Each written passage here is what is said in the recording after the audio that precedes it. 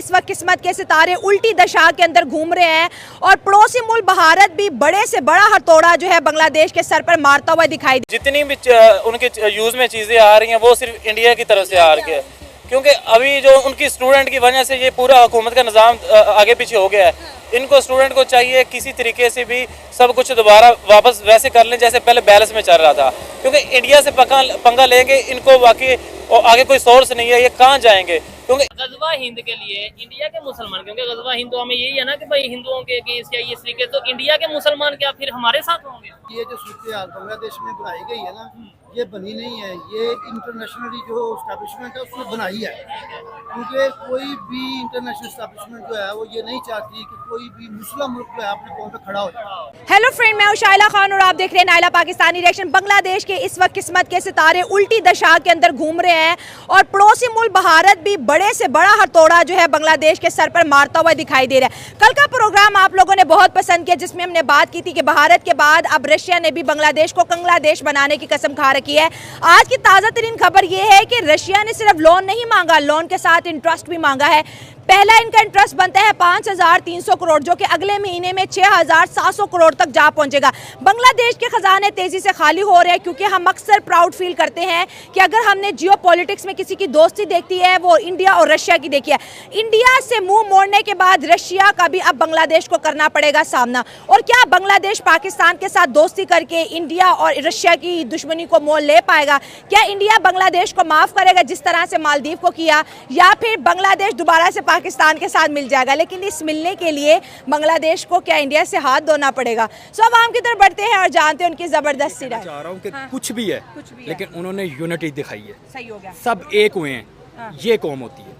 वो तो हो गए, लेकिन अभी इंडिया भी तो हाथ हटा रहे ना। बांग्लादेश को बनाने वाला इंडिया, बांग्लादेश को चलाने वाला इंडिया, उनको फ्री वीजे दे रहा है, उनको अच्छी फैसिलिटी दे रहा है, हर चीज़, क्योंकि मोदी साहब और शेख हसीना की बड़ी दोस्ती थी। अब इंडिया कह रहे हैं कि आपने एंटी इंडिया के नारे लगाए, अब आपके ऊपर वो जो दया था वो ख़त्म होगी।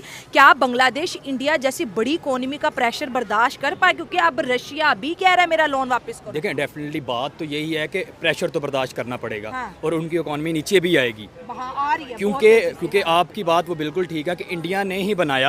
हाँ। लेकिन उनकी दोस्ती थी हसीना वाजिद के साथ। जब हसीना वाजिद उतरी है तो हाँ। प्रेशर तो आएगा। हाँ, लेकिन अब देखना है कि आगे क्या होना है। हाँ। और अगर वो यूनिटी रखेंगे, एक कौम बनेंगे, बाकी वो भी मुसलमान है, अल्लाह पर ईमान है, बन जाएगा कुछ ना। इंडिया और रशिया की दोस्ती के बारे में क्या कहेंगे कि एक दोस्त के खिलाफ नारा लगा, दूसरा, हालांकि रशिया तो बहुत अमीर मुल्क है, लेकिन वो बांग्लादेश को कह रहा है मेरा $630 मिलियन अर्जेंट बेसिस पे वापस। ये तो मुश्किल होगा वापस करना, लेकिन वो बात ये है कि अगर रूस और इंडिया दोस्त हैं, हाँ। तो जहरी बात है दोस्त ने दोस्त के पीछे तो आना है। हाँ, ठीक है। लेकिन मुश्किलात बढ़ेंगी वो बांग्लादेश के लिए। पिछले एक महीने से मुसलसल एक रिक्वेस्ट आ रही थी कि मैम आप पहले कभी कभी नायला को ले आती थी, अब तो आपने बिल्कुल ही नायला को स्क्रीन से गायब कर दिया है। तो नायला, आपको वेलकम करते हैं आपके खुद के चैनल पे, कैसा लग रहा है? मुझे बहुत ज़्यादा अच्छा लग रहा है। और सबसे पहले मैं अपने उन फैंस का शुक्रिया अदा करना चाहूँगी कि जो बार बार मेरे बारे में पूछ रहे थे।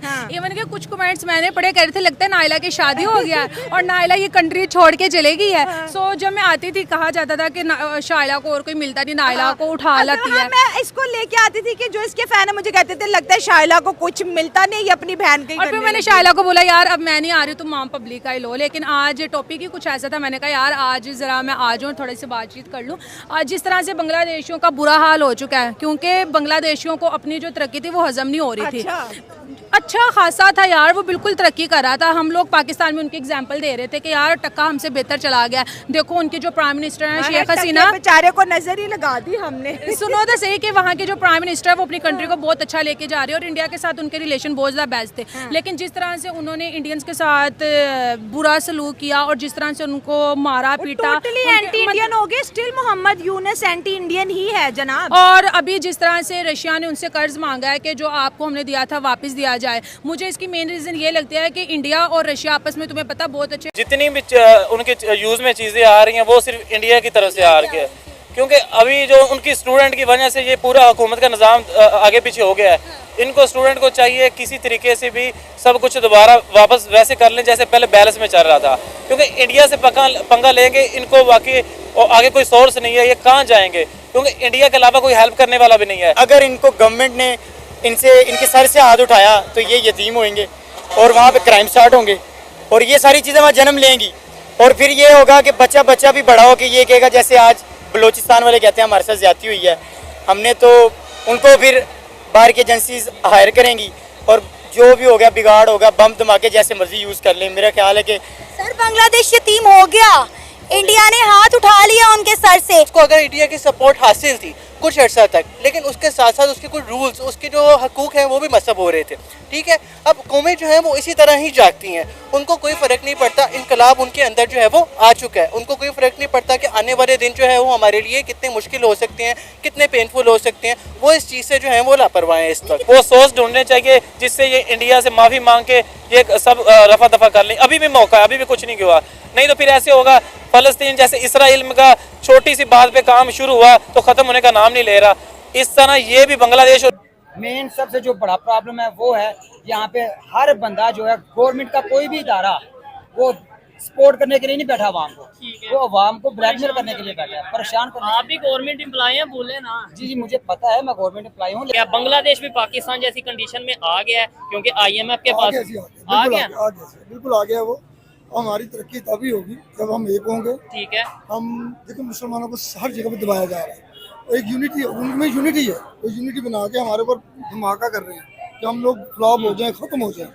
और ऐसा था तो दुबई कह रहे सऊदी, ये भी सी इनका भी यही हाल होगा। मुझे अल्लामा इकबाल का शेर याद आ रहा है तो वो अल्लामा इकबाल ने कहा था कि अबस से शिकवाए तकदीर यज़दां, अबस से शिकवाए तकदीर यज़दां, तो खुद तकदीर यज़दां क्यों नहीं। अरबों में एक बार इंस्टेबिलिटी आएगी, अरब एक बार बर्बाद होंगे, ठीक है ना। और यही ग्रेटर इसराइल का जो उनका मंसूबा है यहूदियों का, इसी ग्रेटर इसराइल के अंदर ये हमारी जो मुस्लिम कंट्रीज हैं, अरब कंट्रीज हैं, ये सारी तबाह होंगी। फिर वो जो गम व गुस्सा होगा ना, वो गम व गुस्सा गज़वा हिंद के लिए जो है ना पनपना शुरू होगा और फिर जाके गज़वा हिंद होगा। जी तो दोस्तों, मैं हूं सुहेब चौधरी और आप देख रहे हैं मेरा और आपका YouTube channel real entertainment TV. जब से बांग्लादेश से शेख हसीना वाजिद की गवर्नमेंट खत्म हुई है और डॉक्टर मोहम्मद यूनुस ने इंटरिम गवर्नमेंट बनाई है, तब से आए दिन कोई ना कोई बैड न्यूज़ बांग्लादेश से सुनने को मिलती है। कभी इलेक्ट्रिसिटी शॉर्टेज, कभी ये सुनने को मिलता है कि भाई इंडिया के $800 मिलियन। शंकर साहब ने बोला है कि अब बांग्लादेश की उल्टी गिनती शुरू हो गई। दोस्तों, अब बांग्लादेश बर्बादी की ओर बढ़ता जा रहा है। दोस्तों, भारत और बांग्लादेश के बीच विवाद बढ़ता ही जा रहा है। इसी वजह से पाकिस्तानी मीडिया का क्या रिएक्शन है, आइए वीडियो हम देखते हैं और लाइक कीजिए, सब्सक्राइब कीजिए।